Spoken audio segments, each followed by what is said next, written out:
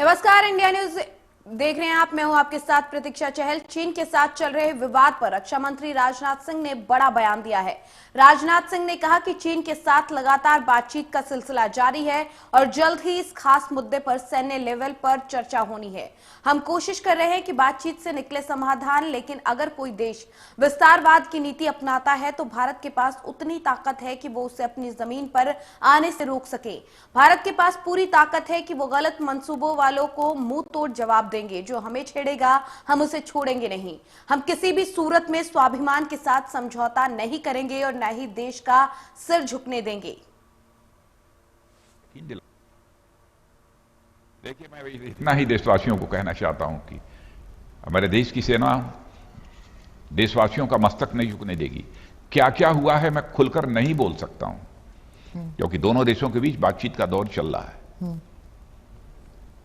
लेकिन भारत वासियों का मस्तक झुका नहीं है, यह बात मैं दावे के साथ कह सकता हूं। सर, आपने अभी हाल ही में नॉर्दर्न फ्रंटियर की बात और जो कुछ भी मैं कह रहा हूं, ये हमारी बात को मैं समझता हूं सीमा पर बैठा हुआ सेना का जवान भी सुनेगा तो कम से कम यह फक्र के साथ कह सकेगा कि हमारा जो रक्षा मंत्री कह रहा है वह सच बोल रहा है। यह बात सच है कि इंडो और चाइना के बीच जो स्टैंड ऑफ चल रहा था उसे दूर करने के लिए दोनों देशों के बीच बातचीत का दौर चल रहा था। मिलिट्री लेवल पर भी बातचीत हो रही थी और साथ ही साथ डिप्लोमेटिक लेवल पर भी बातचीत हो रही थी, लेकिन अभी तक कोई कामयाबी मिल नहीं पाई है। अगले राउंड की भी बैठक होगी, क्योंकि हाल में ही अभी WMCC यानी डिप्लोमेटिक लेवल पर बातचीत दोनों देशों के बीच हुई है, लेकिन मिलिट्री लेवल पर बातचीत अगले राउंड में होने वाली है। वो कभी भी हो सकती है, लेकिन अभी तक कोई सार्थक परिणाम नहीं निकला है। स्टेटस को बना हुआ है, नहीं यथास्थिति बनी हुई है। तो चीन के बीच बाउंड्री को लेकर परसेप्शनल डिफरेंसेस लंबे समय से रहे हैं। अच्छा रहा होता कि यह डिफरेंसेस समाप्त हो गए होते, ताकि जिस प्रकार के हालात पैदा हो रहे हैं इस प्रकार के हालात पैदा ही न होते। वैसे पिछली सरकारों ने भी अपनी तरफ से कोशिश की थी बातचीत करने की, लेकिन उसका कोई समाधान नहीं निकल सका था।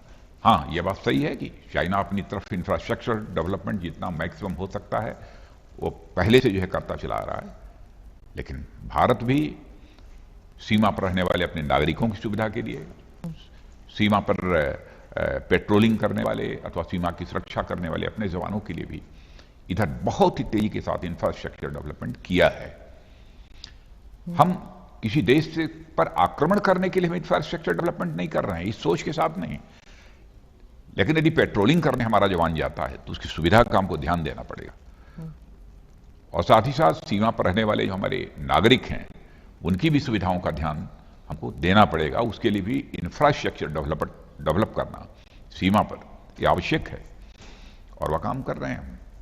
सर, आपने कहा था कि पाकिस्तान और चाइना जो है एक मिशन मोड पर काम कर रहे हैं बॉर्डर बाउंड्री को, उनके डिस्प्यूट्स को जिंदा रखने के लिए। तो क्या आप समझते हैं कि 2020 में जो हुआ वो एक इन दोनों मुल्कों की मिलीभगत थी? मतलब एक तरफा अटैक नहीं था चाइना से, इनकी मिलीभगत थी, जुगलबंदी थी। क्या आप समझते हैं ये हो सकता है? मैं इस संबंध में कुछ प्री एम्प्ट नहीं करना चाहता, और हमारी आंख तो सचमुच बिल्कुल जिसे कहा जाए ना, हमारी नजर तो बस चिड़िया की एक आंख पर होती है। जो हमको छेड़ेगा तो हम उसे छोड़ेंगे नहीं।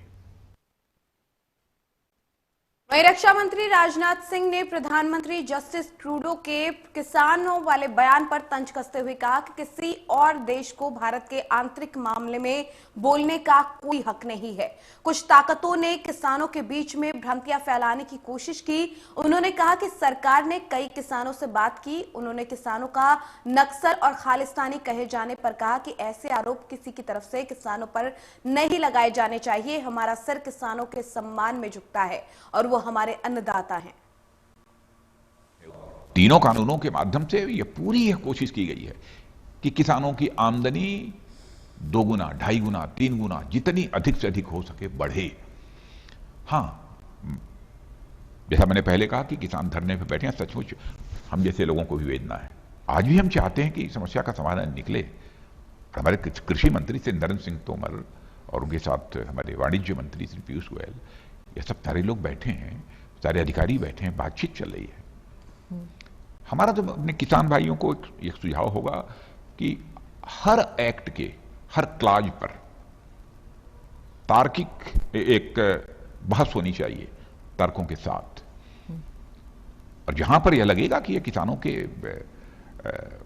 हितों के प्रतिकूल है, उसके खिलाफ है, तो जो भी आवश्यक होगा हमारी सरकार करेगी। मैं यकीन दिलाना चाहता हूं, जैसा मैं प्रधानमंत्री की मंशा को जानता हूं जी, किसानों के हितों के ऊपर हम किसी भी सूरत में चोट नहीं पहुंचने देंगे।